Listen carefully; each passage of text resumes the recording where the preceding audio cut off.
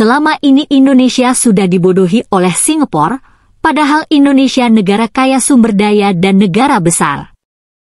Pandangan seperti ini sering muncul dalam diskusi mengenai hubungan Indonesia dan Singapura, terutama terkait ekonomi, perdagangan, dan kebijakan luar negeri. Namun, penting untuk melihat hubungan kedua negara secara objektif. 1. Indonesia memiliki sumber daya besar, tapi Indonesia memang negara dengan kekayaan sumber daya alam yang melimpah, dari tambang, hutan, hingga laut yang luas. Namun, kekayaan sumber daya saja tidak cukup tanpa pengelolaan yang efisien, teknologi yang maju, serta kebijakan yang mendukung pembangunan berkelanjutan. 2. Singapura, negara kecil dengan manajemen hebat. Singapura, meskipun kecil dan miskin sumber daya alam, mampu berkembang menjadi salah satu pusat ekonomi dunia karena kebijakan yang pro-investasi, efisiensi birokrasi, serta fokus pada inovasi dan pendidikan. Mereka tidak memiliki banyak sumber daya alam, tetapi mereka bisa mengelola sektor keuangan, perdagangan, dan industri jasa dengan sangat baik. 3. Indonesia dan Singapura saling bergantung. Banyak orang merasa Indonesia dibodohi karena Singapura sering mendapatkan keuntungan besar dalam hubungan dagang. Namun, ini bukan hanya soal dibodohi atau tidak, tetapi lebih kepada bagaimana Indonesia mengelola sumber dayanya dan bernegosiasi dalam perdagangan internasional. Beberapa contoh. Ekspor batu bara dan minyak sawit. Indonesia banyak mengekspor ke Singapura. Singapura mengolah atau mengekspornya kembali dengan nilai lebih tinggi. Sektor keuangan. Banyak orang kaya Indonesia menyimpan uang di bank Singapura karena dianggap lebih aman dan stabil. Investasi asing, banyak perusahaan global memilih Singapura sebagai hub regional, meskipun bahan baku atau tenaga kerja banyak berasal dari Indonesia. 4. Solusinya? Perbaiki diri, bukan menyalahkan. Daripada merasa dibodohi, Indonesia bisa belajar dari Singapura dalam hal efisiensi, pendidikan, inovasi, serta daya saing global. Beberapa langkah yang bisa diambil. Mengolah sumber daya sendiri, jangan hanya mengekspor bahan mentah, tetapi buat industri hilir yang bisa memberikan nilai tambah lebih tinggi. Memperkuat regulasi keuangan, supaya uang orang Indonesia tidak lari ke luar negeri. Meningkatkan infrastruktur dan SDM, supaya bisa lebih kompetitif di pasar global. Indonesia punya potensi besar, tapi perlu pengelolaan yang lebih baik agar bisa bersaing secara global. Kalau hanya menyalahkan negara lain tanpa memperbaiki diri, maka situasinya tidak akan berubah. Bagaimana menurutmu? Prabowo harus stop ekspor bahan dan hasil alam Indonesia ke Singapura, semua harus diolah di dalam negeri, jika ingin lebih baik dari Singapura. Keinginan untuk menghentikan ekspor bahan mentah dan mengolahnya di dalam negeri memang masuk akal jika tujuannya adalah meningkatkan nilai tambah dan memperkuat industri domestik.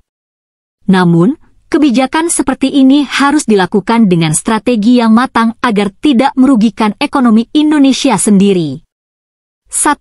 Apa keuntungan menghentikan ekspor bahan mentah? Meningkatkan nilai tambah jika bahan mentah diolah di dalam negeri, Indonesia bisa mendapatkan keuntungan lebih besar daripada sekadar menjual bahan mentah. Menciptakan lapangan kerja pabrik dan industri hilir akan menyerap lebih banyak tenaga kerja lokal.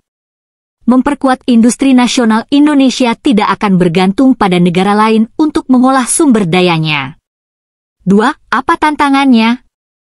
Kesiapan infrastruktur dan industri. Apakah Indonesia sudah punya cukup pabrik dan teknologi untuk mengolah semua sumber daya yang selama ini diekspor?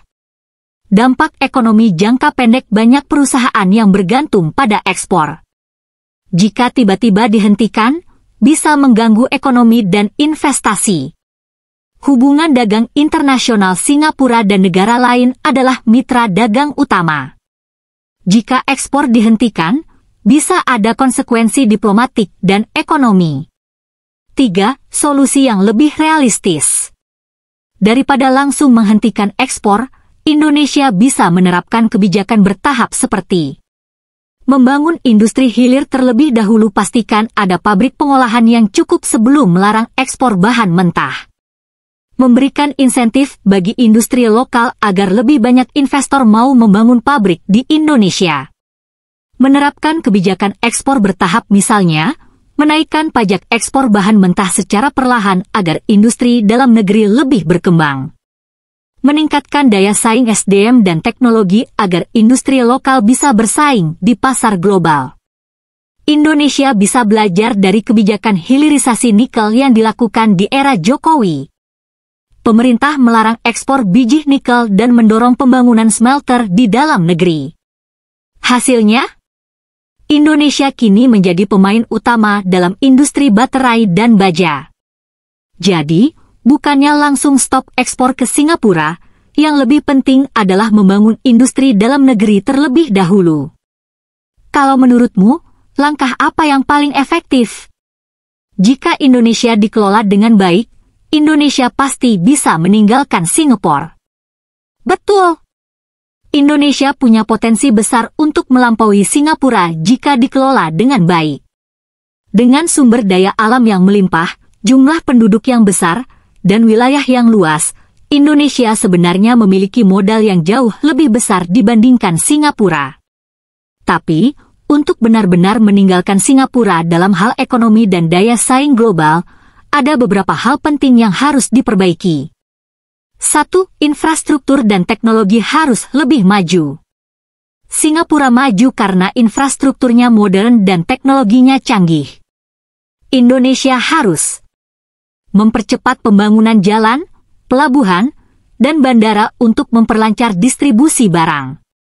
Meningkatkan digitalisasi dan teknologi di industri, keuangan, dan pemerintahan. 2. Sumber daya alam harus diolah di dalam negeri. Saat ini, Indonesia masih terlalu banyak mengekspor bahan mentah, misalnya batu bara, minyak sawit, dan nikel. Padahal, jika diolah di dalam negeri, nilai jualnya lebih tinggi, keuntungan masuk ke Indonesia, bukan ke negara lain. Menciptakan lebih banyak lapangan kerja rakyat Indonesia yang mendapat manfaatnya. 3. Pendidikan dan SDM harus lebih kompetitif. Singapura bisa maju karena pendidikannya berkualitas tinggi. Indonesia harus meningkatkan kualitas pendidikan supaya tenaga kerja lebih siap bersaing secara global. Mendukung riset dan inovasi agar bisa menciptakan teknologi sendiri. 4. Ekonomi harus lebih mandiri. Banyak bisnis di Indonesia masih bergantung pada investasi asing, sementara orang kaya Indonesia banyak menyimpan uang di Singapura. Solusinya, membangun industri dalam negeri yang kuat supaya Indonesia tidak bergantung pada produk impor. Memperbaiki sistem keuangan agar modal tidak kabur ke luar negeri. 5. Pemerintahan harus efisien dan bebas korupsi. Timbangan 2. Singapura terkenal dengan pemerintahannya yang bersih dan efisien. Jika Indonesia ingin lebih maju, maka birokrasi harus dipermudah supaya bisnis bisa berkembang lebih cepat. Korupsi harus diberantas agar anggaran negara digunakan dengan benar. Apakah Indonesia bisa melampaui Singapura? Bisa. Tapi butuh keseriusan dalam pengelolaan negara dan perubahan besar dalam berbagai sektor. Dengan jumlah penduduk 270 juta orang dan sumber daya yang melimpah, Indonesia punya modal lebih besar dari Singapura. Tinggal bagaimana cara mengelolanya dengan efisien, inovatif, dan transparan. Kalau menurutmu, sektor mana yang harus dibenahi dulu? Terima kasih sudah nonton, update terus berita-berita terbaru di Buat Makan TV, sampai jumpa.